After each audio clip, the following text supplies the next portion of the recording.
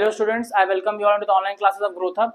Today we are going to start with the second part of this chapter which is algebraic expressions. इसके पहले class में हम लोगों ने monomial, binomial, trinomial etcetera kind of things देखी थी। साथ ही साथ हम लोगों ने टर्म्स कैसे काउंट करते हैं वो भी देखा था। ठीक है, आज हम लोग थोड़ा सा उसके आगे देखने वाले हैं। तो first slide you have in front of you और लिखा हुआ है यहाँ पे फैक्टर्स।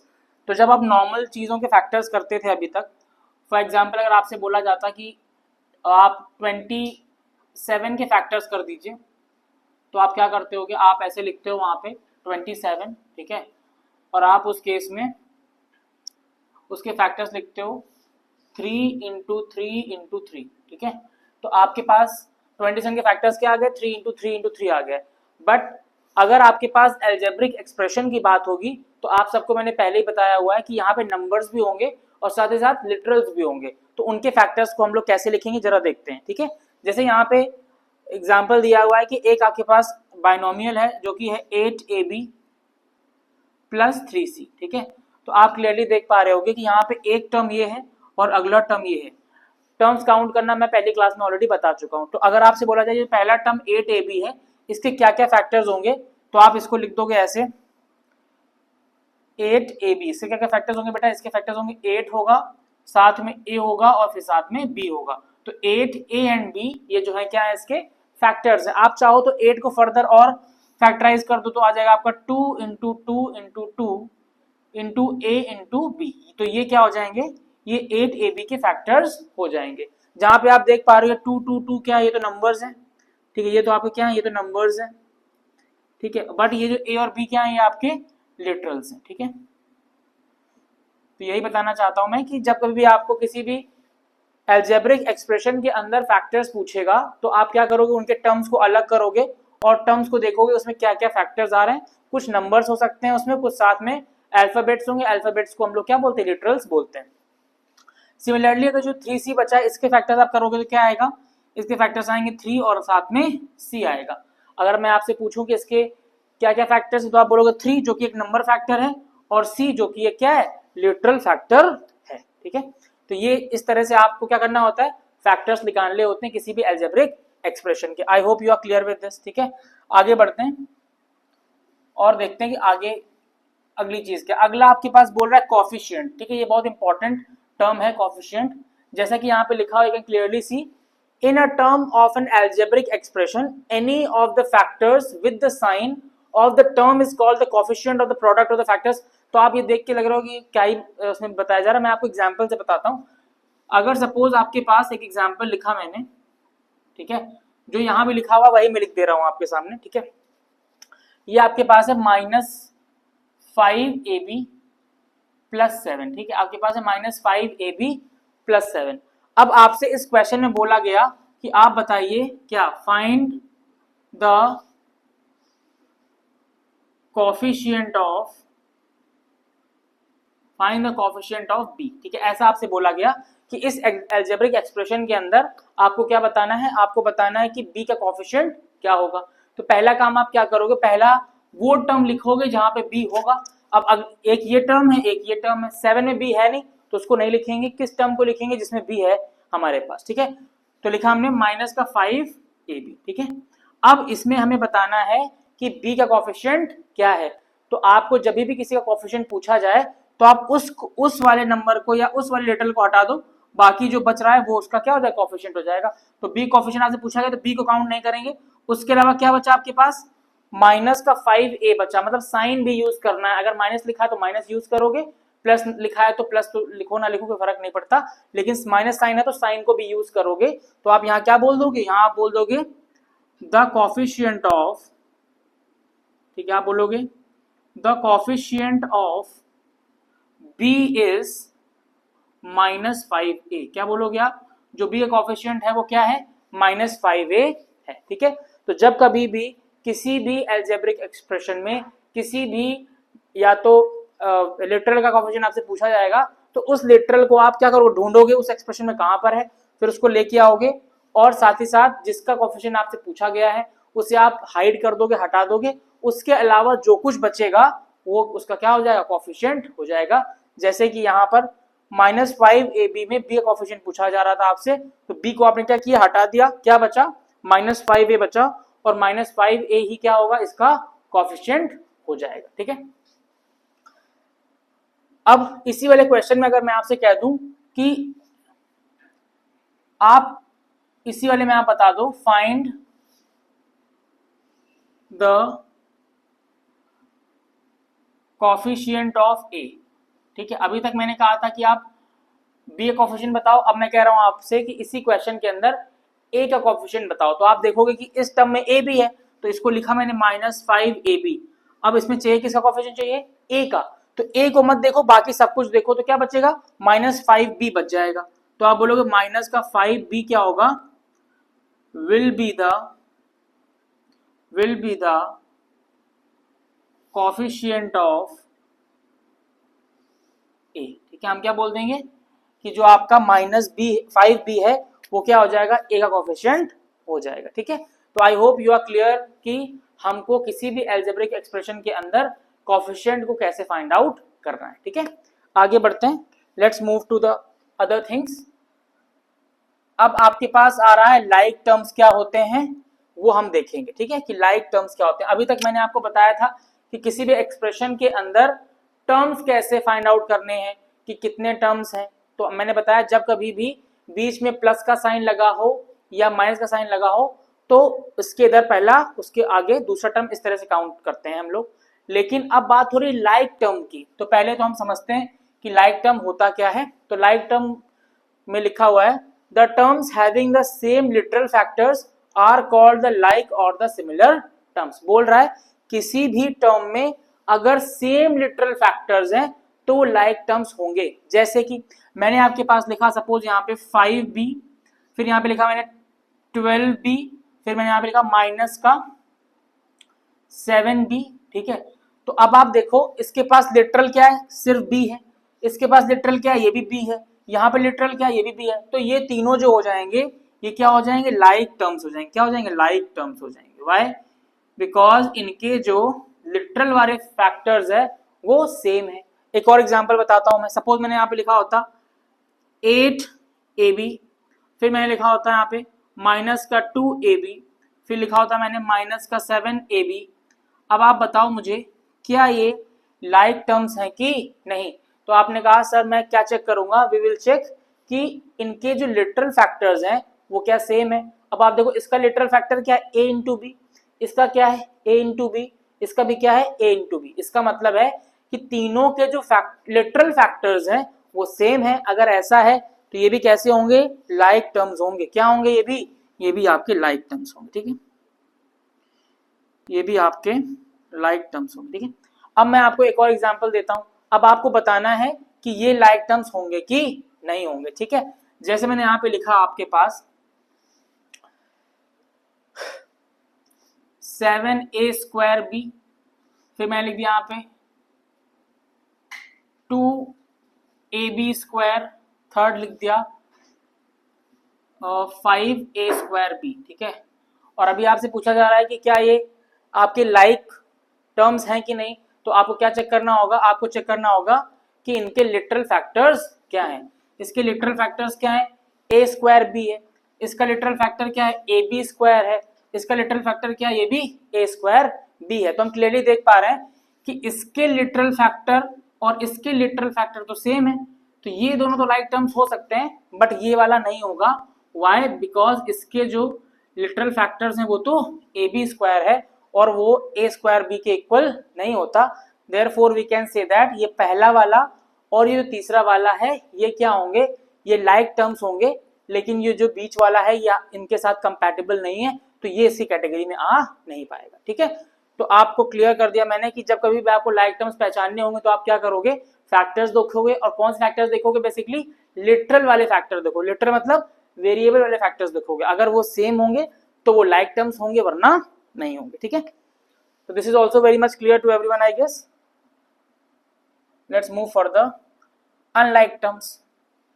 तो अनलाइक टर्म्स क्या होगा, लाइक टर्म्स का जस्ट ऑपोजिट होगा। लाइक टर्म्स में क्या होता था, जो लिटरल फैक्टर्स होते हैं वो सेम होते हैं तो वो लाइक टर्म्स हैं। अगर लिटरल फैक्टर सेम नहीं है तो वो अनलाइक टर्म होगा। ठीक है, वही चीज यहाँ पे लिखी हुई है, the terms having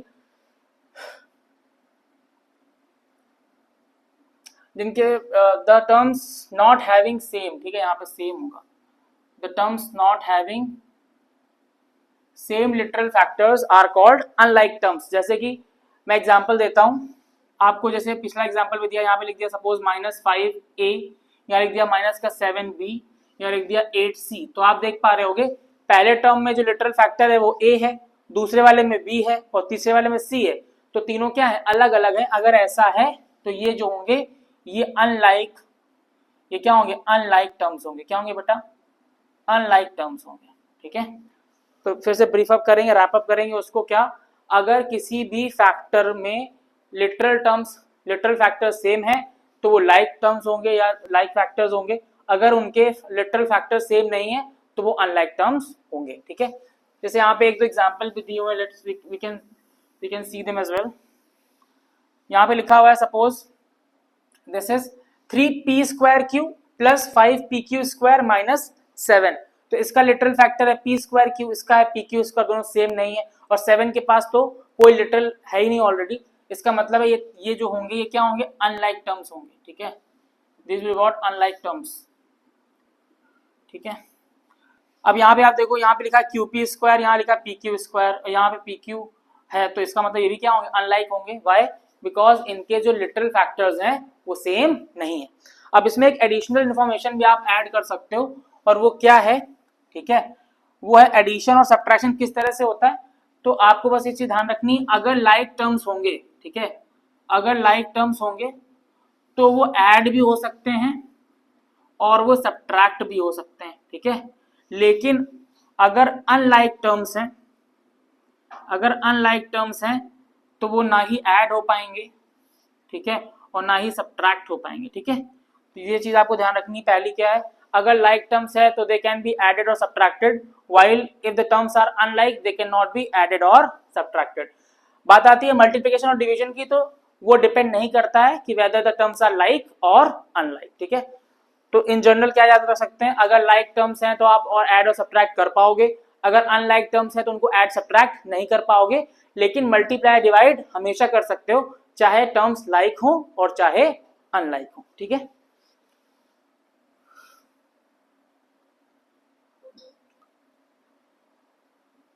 now we have the heading addition और सब्ट्रैक्शन ऑफ लाइक टर्म्स। ठीक है, मैंने अभी आपको बताया कि अगर लाइक टर्म्स होंगे तो वो ऐड भी हो सकते हैं और वो सब्ट्रैक्ट भी हो सकते हैं। कुछ एग्जांपल्स देखते हैं।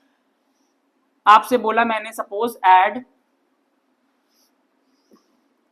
5a², 12a² and 3a²। ठीक है, तो आपको बोला गया है कि आपको इन टर्म्स को क्या करना है, ऐड करना है। तो पहला स्टेप आप क्या देखोगे कि टर्म्स जो है वो लाइक हैं कि नहीं। आपने देखा यहाँ पे a² है, यहाँ भी a², यहाँ भी a² है, इसका मतलब टर्म्स कैसे हैं, लाइक हैं। अगर टर्म्स लाइक हैं तो वो क्या हो जाएंगे, ऐड हो जाएंगे।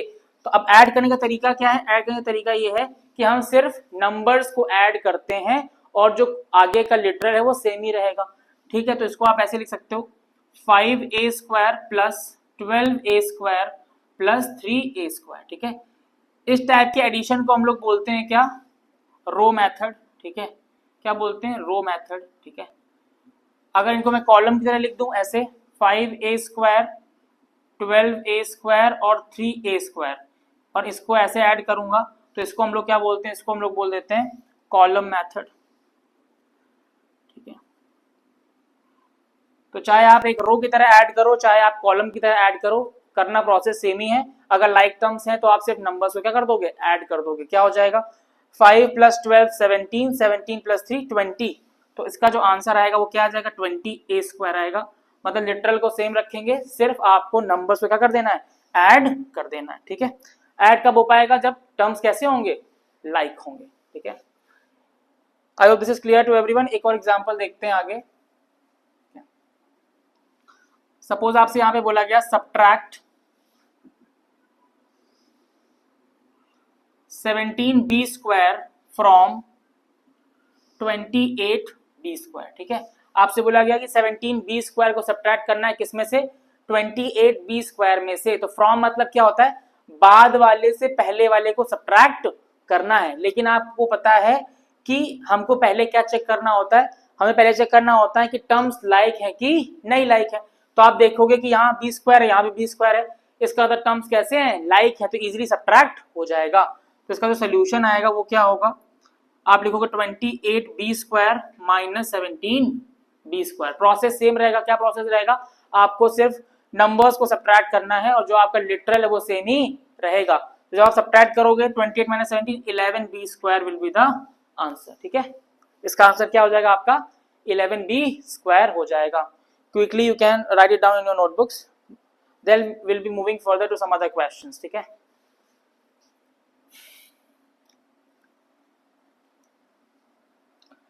Now let's take one more example. आपसे बोला गया add 7ab, 12a square b and 15ab square. ठीक है, आपको ऐड करने के लिए बोला गया कि आपको 7ab में 12a स्क्वायर बी ऐड करना है और साथ में 15ab स्क्वायर भी ऐड करना है। तो आप क्या करोगे, आप पहले चेक करोगे टर्म्स लाइक है कि नहीं। तो यू विल सी कि यहाँ पे फैक्टर्स a इंटू बी है, यहाँ factors a square into b है और यहाँ फैक्टर ab स्क्वायर है। तो सारे लिटरल्स अलग अलग हैं, मतलब लिटरल फैक्टर्स अलग अलग है, लिटरल फैक्टर्स अलग अलग होंगे। तो क्या होगा, ये टर्म्स कैसे होंगे, टर्म्स विल बी अनलाइक। और टर्म्स अनलाइक होंगे तो आप क्या बोलोगे, addition is not possible.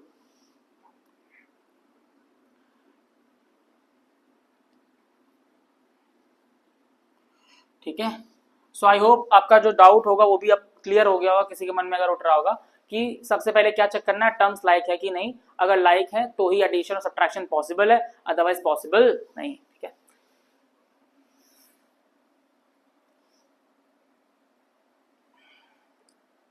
now on that note let's move to the exercise. We have question number 1 और simple addition का एक क्वेश्चन है। The first part is saying add the following 3xy, 10xy and 5xy। separately यहाँ पे लिख ले रहे हैं हम लोग। This is given 3xy, 10xy और साथ में जो है आपका वो कितना है 5xy। ठीक है, तो फर्स्ट स्टेप आपको क्या करना है, चेक करना है कि लाइक टर्म्स है कि नहीं। नेचुरल सी बात है, अगर क्वेश्चन में ऐड करने के लिए बोला गया तो टर्म्स लाइक ही होंगे, but then to you can check it out. ये xy है, xy लाइक टर्म्स हैं तो क्या होगा, it could be easily added. ठीक है, तो आप लिखोगे we can either apply the horizontal method और we can apply the column method, जो चाहे कर सकते हैं। ठीक है, तो ये आपका क्या आ जाएगा 3xy, ये हो जाएगा आपका 10xy और ये आपका हो जाएगा 5xy। और क्या करना है, ऐड करना है।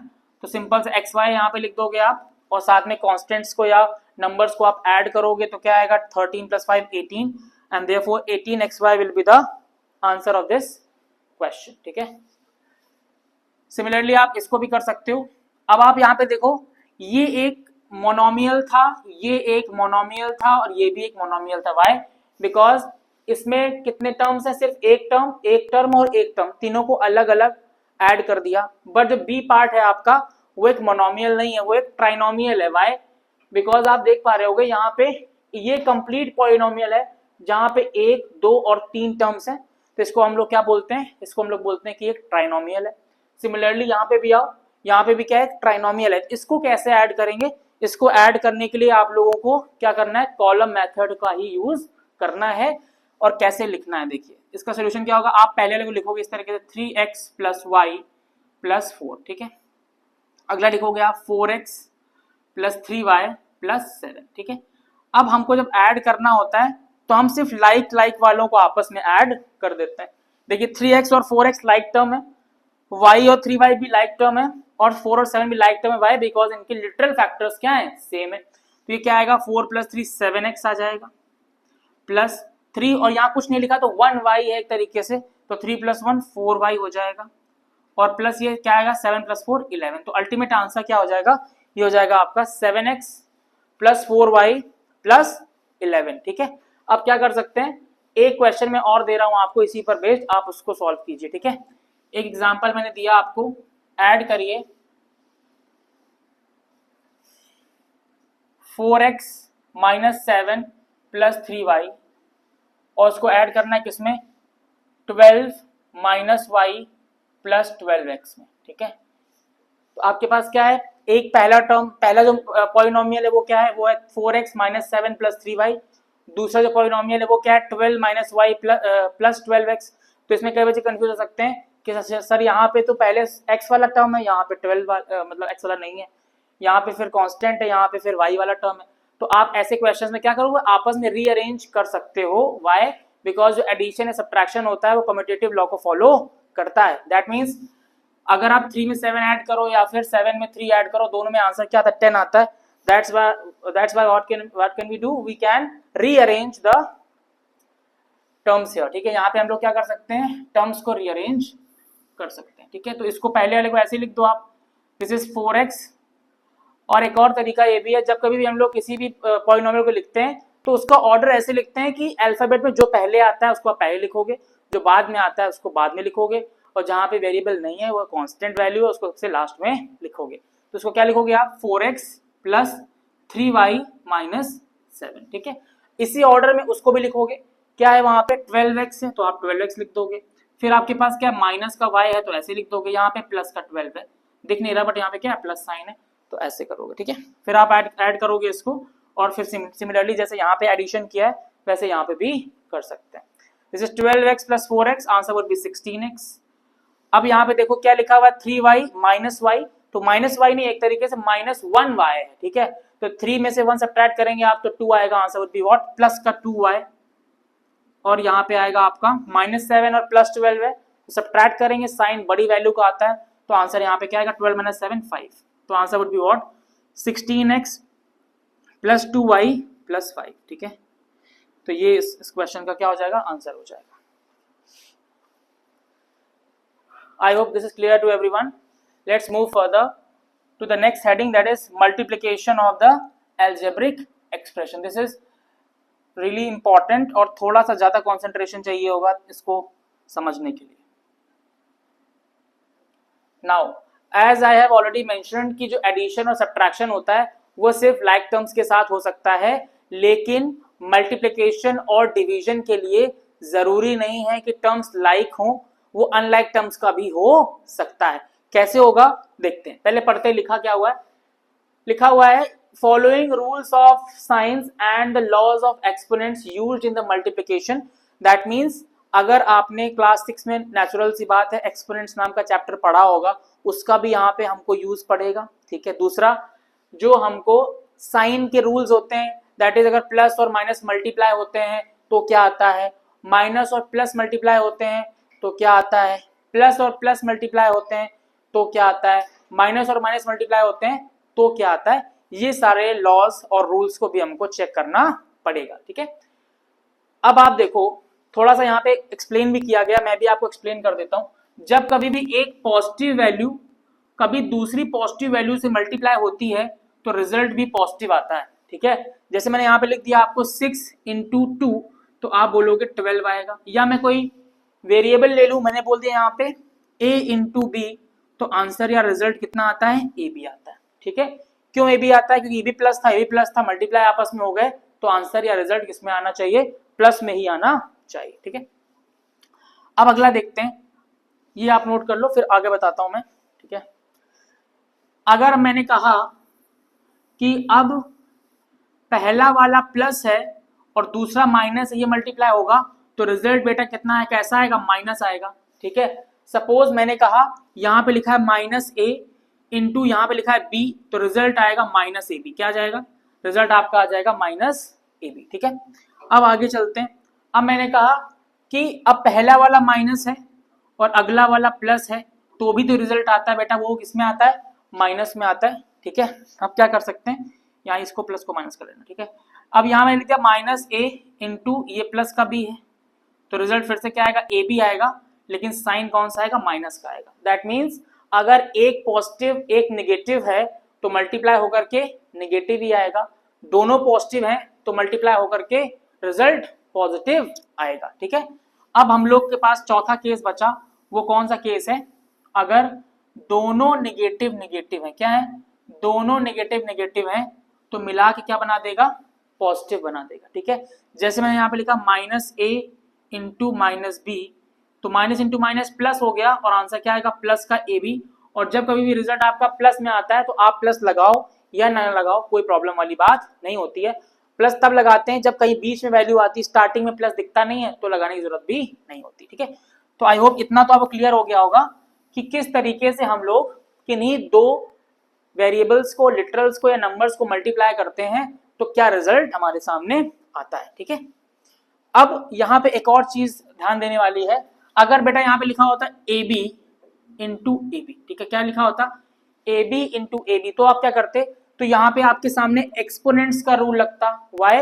बिकॉज यहाँ पे लिखा है ए की पावर एक तरीके से 1, यहाँ भी लिखा हुआ है ए की पावर 1, तो क्या बनेगा, ये बनेगा आपका सेम बेस, तो मल्टीप्लाई में पावर क्या हो जाती है ऐड, तो क्या हो जाएगा 1 और 1 2, तो ए स्क्वायर हो जाएगा। सिमिलरली बी में भी यही हो जाएगा, तो रिजल्ट क्या आ जाएगा आपका ए स्क्वायर बी स्क्वायर आ जाएगा। ठीक है, result will be what, a square b square. अब इसी में एक और चीज देख सकते हैं क्या, अगर यहाँ लिखा होता a square b into a b square, इस तरह से होता, तो भी आपको क्या यूज करना पड़ता, एक्सपोनेंट्स के लॉज को ही यूज करना पड़ता। जैसे ये ए की पावर 2 है, यहाँ पे एक तरीके से ए की पावर 1 है, मल्टीप्लिकेशन में बेस सेम है तो पावर क्या होगी, ऐड होगी, it will give us what, A cube. Similarly यहाँ भी वही होगा, यहाँ पावर 1 है, यहाँ पावर 2 है, बेस बी भी है, तो फिर से पावर ऐड हो जाएगी और क्या देगा आपको, बी क्यूब। तो इसका जो रिजल्ट आएगा वो आएगा ए क्यूब बी क्यूब। ठीक है, सो आई होप इतना आइडिया काफी है समझने के लिए कि किस तरीके से हम लोग किन्हीं भी अलजेब्रिक एक्सप्रेशंस को मल्टीप्लाई करेंगे। ठीक है, आगे देखते हैं।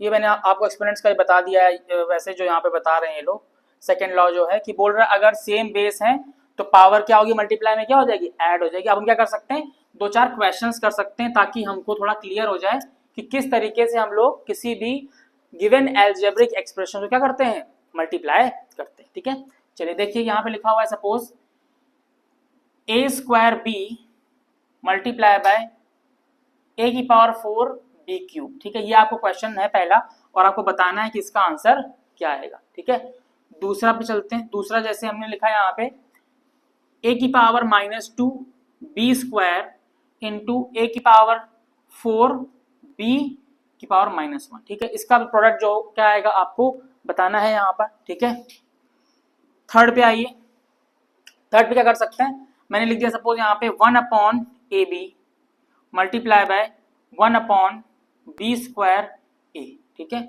और चौथा जो आपके पास सपोज लिखा है मैंने वो लिखा दिया आपको a b multiply by 1 upon a cube b cube. ठीक है, इन चारों को आप बताइए मुझे, I am giving you time of 2 minutes. आप क्या करोगे, पॉज करो वीडियो को और चारों के आंसर्स निकाल के मुझे बताओ कि इनके आंसर्स क्या आने चाहिए। ठीक है, फिर मैं आपको बताता हूँ कि इसका एग्जैक्ट करेक्ट आंसर क्या है। देखिए पहला वाला तो बहुत ही ईजी है, अभी भी कराया इस तरह क्वेश्चन मैंने, मल्टीप्लाई हो रहा है और सेम बेस है तो ए में पावर क्या हो जाएगी, ऐड हो जाएगी, ए की पावर 2 ए की पावर 4 तो क्या आ जाएगा, ए की पावर 6। ठीक है, यहाँ बी है, बी की पावर 1 है, ये बी की का क्यूब है, फिर से पावर ऐड हो जाएगी, क्या हो जाएगा, बी की पावर 4, तो रिजल्ट आपका क्या आ जाएगा, ए की पावर 6 बी की पावर 4। ठीक है, अब यहाँ पे आओ, यहाँ बच्चों थोड़ा सा प्रॉब्लम हो जाता है, यहाँ लिखा है ए की पावर -2 और ए की पावर 4, तो फिर से पावर क्या होगी, ऐड होगी, तो क्या आएगा, ए की पावर -2 + 4 इंटू बी की पावर 2 और प्लस भाई प्लस होनी है -1, लेकिन प्लस माइनस तो माइनस होता है तो -1 आ जाएगा, तो क्या आएगा आपके पास, ए स्क्वायर बी, क्या जाएगा, ए स्क्वायर बी। ठीक है, अब इस पे आओ, ऊपर तो कुछ है ही नहीं तो ऐसे ही छोड़ दो, नीचे क्या है ए और यहाँ 1 पावर है, यहाँ पे 2, तो क्या हो जाएगा, पी की पावर ए की पावर क्या हो जाएगा, 3 हो जाएगा, यहाँ 1 है,